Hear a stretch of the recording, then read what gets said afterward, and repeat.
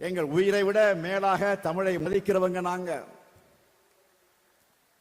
எங்கள் மொழியை அழிக்க எந்த ஆதிக்க மொழியை நினைச்சாலும் அதை அனுமதிக்க மாட்டோம். இந்தியாவுடைய குடியரசு துணைத் தலைவர் ஒரு கருத்தை நேற்று நாளிதழில் வெளியிட்டிருக்கிறார். அவர் சொல்லுகிறார், ஒரு நிலத்தை கைப்பற்றுவதற்கு அதன் கலாச்சாரத்தை பின்னுக்கு தள்ளி மொழியை அழிப்பதே சிறந்த வழின்னு சொல்லி இருக்கிறார். அவர் பழைய வரலாற்றை சொன்னாலும் அது தமிழ்நாட்டுடைய புதிய வரலாறா கொடிய வரலாறா ஆகிடக்கூடாது என்பதற்காகத்தான் போராடுகிறோம். இன்று நேற்றல்ல, 85 ஆண்டுகளுக்கு மேலாக திராவிட இயக்கம் போராடிக்கிட்டு இருக்கு. இந்தியாவில் கடந்த 75 ஆண்டுகள்ல ஏறத்தாழ 52 மொழிகள் அழிவினுடைய விளிம்புக்கு போயிருக்கு.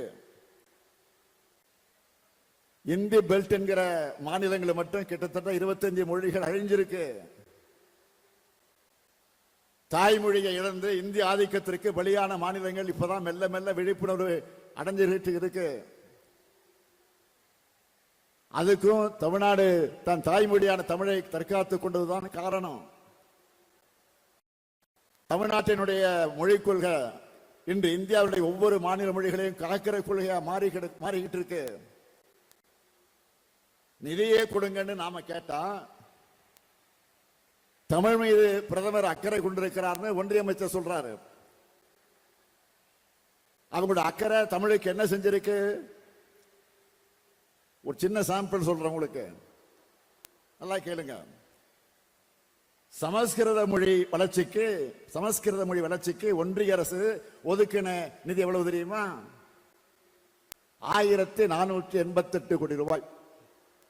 சமஸ்கிருத மொழிக்கு 1488 கோடி ரூபாய்.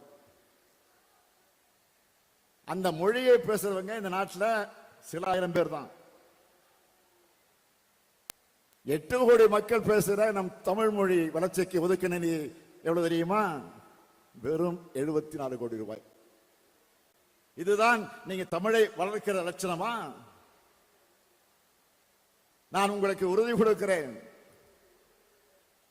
தமிழ்நாடு பள்ளி கல்விக்கான நிதியை ஒன்றிய அரசு வழங்கவில்லை என்றாலும் ஒருங்கிணைந்த பள்ளிக்கல்வி திட்டத்தின் கீழ் மாநிலத்தில் செயல்படுத்துகிற திட்டங்கள் எதையும் நிறுத்தாம அவற்றை தொடர்ந்து நாங்கள் செயல்படுத்துவோம். அது உறுதி.